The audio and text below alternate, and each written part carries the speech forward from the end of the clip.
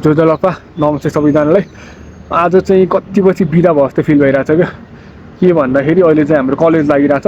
अनि मेरो चाहिँ टाइम कस्तो हुन्छ भन्दा बिहान उठ्यो कलेज गयो होइन, त्यही 6:30 कलेज पुग्नुपर्छ। तर म 6:30 यहाँ खाइरहेको हुन्छु कि, अनि त्यही भएर 35 नभए 40 कलेज जान्छु। अनि जहिले ढिलै हुन्छ कलेज पुग्दाखेरि चाहिँ। अनि त्यसपछि 9:30 क्लास हुन्छ। अनि 9:30 क्लास हुन्छ। अनि त्यसपछि चाहिँ खास यता होस्टेल आउन पाइन्छ कि भनेर मैले सोचिरहेको थिएँ। तर मैले चाहिँ हाम्रो कलेज सुरु नभन्दा अलि अगाडि चाहिँ पिटी पाएँ। पिटीको टाइम चाहिँ जुन टाइममा भए पनि हुन्छ टाइपको कुरा गर्ने भयो। भन्न खोजेको 9:30 देखि 2 बजेसम्म ठ्याक्क त्यो टाइममा पनि म खाली हुन्थेँ नि त। अनि ल हुन्छ नि त त्यही टाइममा पिटी गरौँ भनेर अनि मैले चाहिँ कसरी मिलाएँ भन्दा ठ्याक्क म कलेज भ्याउँछु 9:30 अनि 9:30 पछि अनि ठ्याक्क तपाईँ त्यहाँ उता जिममा आउनु। अनि त्यसपछि चाहिँ सुरु गरेर हामी 11:30 गर्छौँ भनेर सोचेको थियो। तर पिटीको टाइम चाहिँ कस्तो हुन्छ भन्दा 1 सेसनको 1 घन्टा 1.5 घन्टा त्यस्तैमा सकिन्छ अलमोस्ट। तर उहाँ चाहिँ अलि 2 घन्टासम्म गर्न सक्नुहुन्छ जस्तो लाग्यो। अनि त्यही भएर मैले चाहिँ गराइदिन्छु मजाले, बिस्तारै एकदम बिस्तारै, एकदम टोटल्ली बिगिनर चाहिँ हुनुहुन्थ्यो। अनि कस्तो भन्दाखेरि अहिले चाहिँ 2 केजी घट्यो, 1 महिना जति हुन लाग्यो 2 केजी घट्यो। अनि अर्को भनेको चाहिँ फर्महरू चाहिँ एकदम राम्रो भइरहेछ। अनि त्यही हो। अनि मेन भनेको अनि त्यहाँ 12 बजीसम्म त्यहीँ बस्छु। अनि 12 बजीसम्म त्यहाँ बसिसकेपछि ठ्याक्क 12 बजी निस्किने कुरा पनि भएन। अनि 12:05 12:10 निस्केर होस्टेल आउँछु। अनि यहाँबाट यता मिलाउँदै खानाहरू खानु पऱ्यो। एकदम ढिलो खान्छु खाना चाहिँ। अनि खानासाना खायो। अनि त्यसपछि जिम पुग्दाखेरि मलाई चाहिँ 2 बज्छ। 2 बजी जिम पुग्नै पऱ्यो होइन। अनि 2:05 2:10 गरेर जिम पुग्छु। अनि त्योभन्दा अगाडि चाहिँ त्यही मिलहरू बनाउनु परिहाल्यो आफ्नो। अनि त्यहाँबाट 2 बजी जिम पुगेर 3 बजे 3:30 होइन, कहिलेकाहीँ 4 बज्छ, 4:30 पनि भइन्छ कहिलेकाहीँ। त्यो जिममा क्राउड कस्तो छ त्यही अनुसार त्यो बेलासम्म चाहिँ 4:30 बजीसम्म चाहिँ मैले आफ्नो वर्कआउट भ्याउँछु। अनि त्यहाँबाट खाँदै यताउति हेर्दै गर्दै 5-6 बजिहाल्छ। अनि 8 बजीसम्म हुन्छ मेरो त्यहाँ चाहिँ। अनि 8 बजी होस्टेल आयो। अनि बेलुका चाहिँ मेरो कस्तो छ भन्दा अनलाइन पिटीहरू छ क्या। 3-4 जना हुनुहुन्छ, उहाँहरूलाई हेरिदिरहेको छु। अनि उहाँहरूको डेली अपडेट गर्दै 9 बजिहाल्छ। अनि त्यहाँबाट यताउति गर्दै 10 बज्छ अनि सुत्ने। अनि त्यसरी नै चलिरहेको छ क्या सबै। अनि आज चाहिँ बिदा दिनुभयो भनौँ न होइन, इड रहेछ आज। अनि ठ्याक्क बिदा भयो। खास चाहिँ हाम्रो कलेजले बिदा दिँदैन क्या फेरि, त्यो पनि अलिक झ्याउ छ। अनि यो वर्ष पनि सकिन लागिसक्यो। अनि मेन भनेको चाहिँ अब आज चाहिँ हामी लेग वर्कआउट गर्ने सोचिरहेको छु मैले चाहिँ। अनि त्यही हो मेरो प्रोग्राम चाहिँ कस्तो भइरहेछ भन्दा मैले फलो गर्छु भनेर सोचिरहेको थिएँ मेरो पहिलाको प्रोग्राम। त्यो प्रोग्राममा चाहिँ अलमोस्ट सबै छ कि, डेडलिफ्टहरू, बेन्चहरू, स्क्वाटहरू होइन। अनि आफ्नो स्किल्सहरूको त्यो क्यालिस्थेनिक्स स्किलहरूको सबै थियो कि त्यो प्रोग्राममा। ठ्याक्क 2 घन्टामा भ्याउँथ्यो। तर अब अहिले चाहिँ एकदम गाह्रो भयो कि त्यो प्रोग्राम फलो गर्नु चाहिँ। किन भन्दा टाइमै भएन क्या, त्यो 2 घन्टाको लागि टाइम दिन्छु भनेर त्यो टाइमै भएन। अनि त्यही भएर अहिले चाहिँ मैले कसरी गरिरहेको छु भन्दाखेरि त्यो स्क्वाट, बेन्च अनि डेडलिफ्ट त्यसले चाहिँ मोस्टली टाइम खाइदिन्थ्यो भन्दा पनि जान्थ्यो भनौँ न। अनि त्यो टाइमलाई चाहिँ मैले निकालिदिएर सकेसम्म त्यो 3टा एक्सर्साइज निकालेर चाहिँ गर्न थालिरहेको छु अहिले चाहिँ। सो त्यही नै हो। अनि मेरो बडी वेटको कुरा गर्नुपर्दाखेरि चाहिँ अलिक बढी वेट अस्ति भन्दा। आज बिहान नाप्दाखेरि चाहिँ 66.4 थियो। ठिकै हो। खास यो इयरको एन्डसम्म चाहिँ मैले 68 पुऱ्याउँछु भनेर राखेको थिएँ। तर त्यही हो, अब एक्जामहरू भइदियो 5 पोखरी यताउति गर्दाखेरि चाहिँ त्यहाँसम्म पुग्न सकेन। अझै 1.5 केजी बाँकी नै छ। त्यही नै हो। अब अरू त खासै केही पनि छैन भन्नुपर्ने। अब चाहिँ हामी त्यही हो सिधै जिम गरेर भेट्छौँ है त।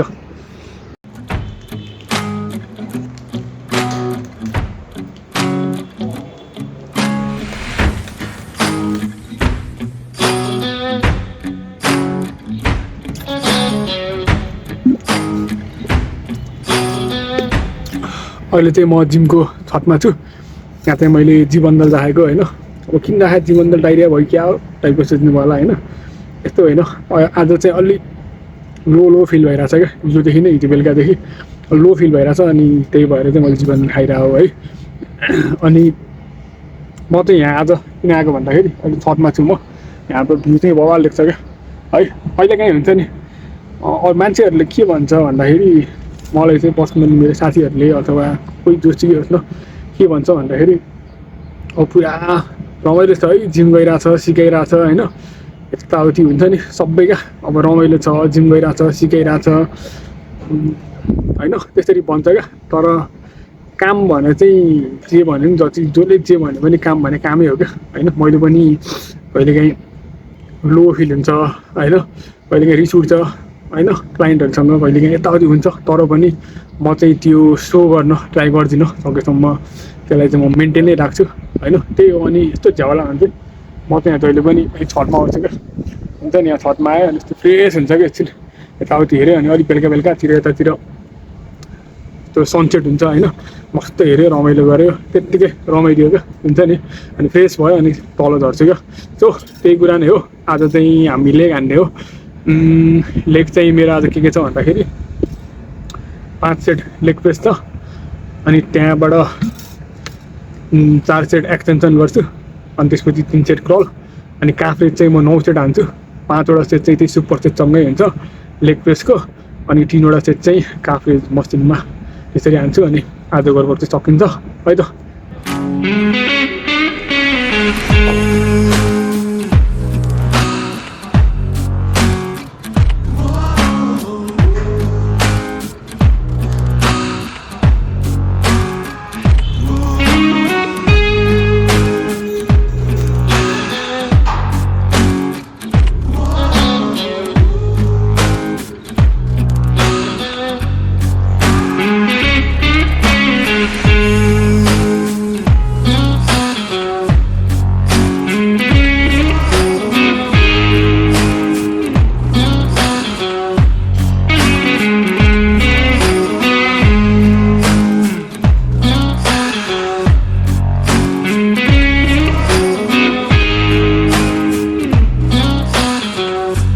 यो चाहिँ हाम्रो वार्म अप सेट हो है।